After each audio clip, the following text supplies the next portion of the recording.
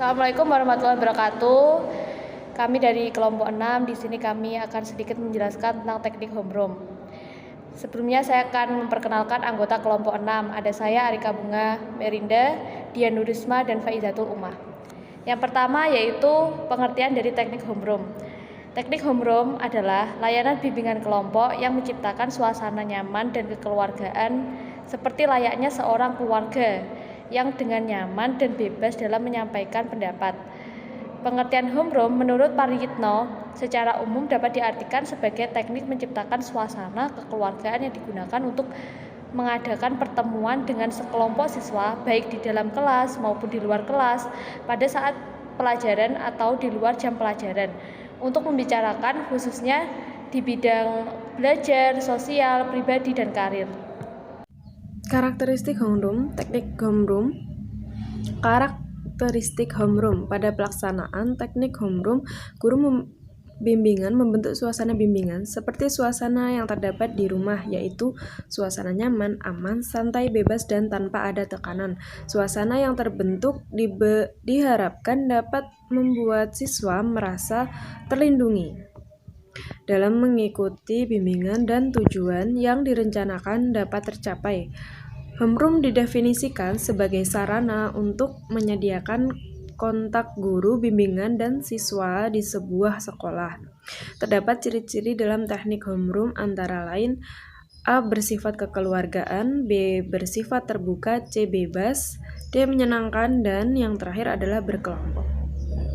Yang ketiga ada tahapan teknik homeroom. Tahapan teknik homeroom ini aslinya hampir sama dengan pelaksanaan bimbingan kelompok yang lainnya.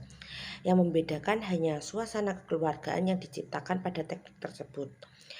Yang pertama ada tahap pembentukan. Tahap pembentukan ini merupakan tahap pengenal, tahap pelibatan diri atau tahap pemasukan diri ke dalam kehidupan suatu kelompok. Pada tahap ini memiliki tujuan, kontrak forum, dan harapan yang diinginkan setelah melakukan kegiatan tersebut. Dalam tahap ini ada beberapa teknik yang digunakan dalam tahap ini. Yang pertama ada teknik pertanyaan dan jawaban, teknik perasaan dan tanggapan, dan teknik permainan kelompok. Yang kedua ada tahap peralihan.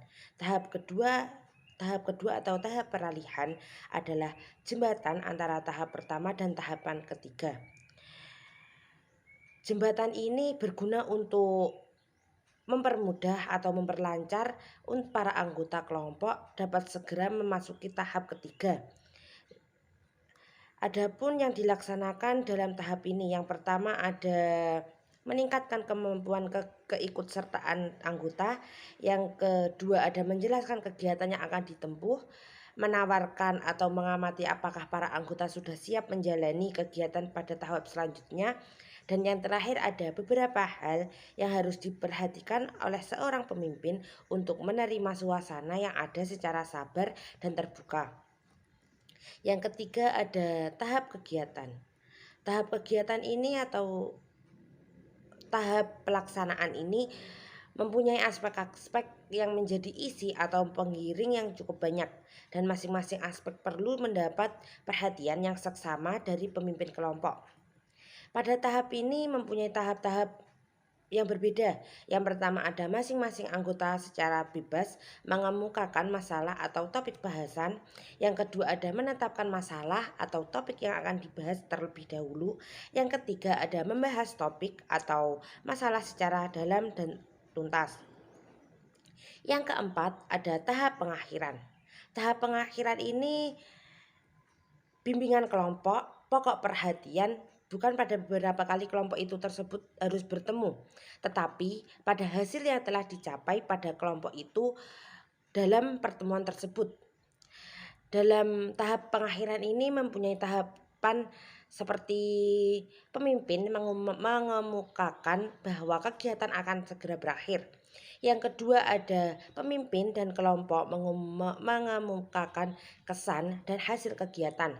Yang ketiga ada membahas kegiatan yang lebih lanjut. Yang keempat dan mengemukakan pesan dan harapan dalam kelompok tersebut. Yang terakhir ada tujuan teknik homeroom. Tujuan teknik homeroom ini mempunyai beberapa tujuan. Yang pertama ada menjadikan peserta didik akrab dengan lingkungan yang ada. Yang kedua untuk memahami diri sendiri dan atau mampu menerima kekurangan dan kelebihan pada diri sendiri dan memahami diri orang lain dengan lebih baik. Yang ketiga ada siswa nyaman dengan dirinya sendiri. Yang keempat ada untuk berpartisipasi dalam kegiatan kelompok. Yang kelima untuk mengembangkan sikap positif atau menjadikan diri yang menjadi lebih baik. Yang keenam ada untuk menjaga hubungan sehat dengan orang lain. Dan ketujuh untuk mengembangkan minat. Dan yang kedelapan sadar akan kepentingan sendiri. Sekian dari kami dari kelompok 6, kurang lebihnya kami mohon maaf. Wabillahi taufik wal hidayah. Wassalamualaikum warahmatullahi wabarakatuh.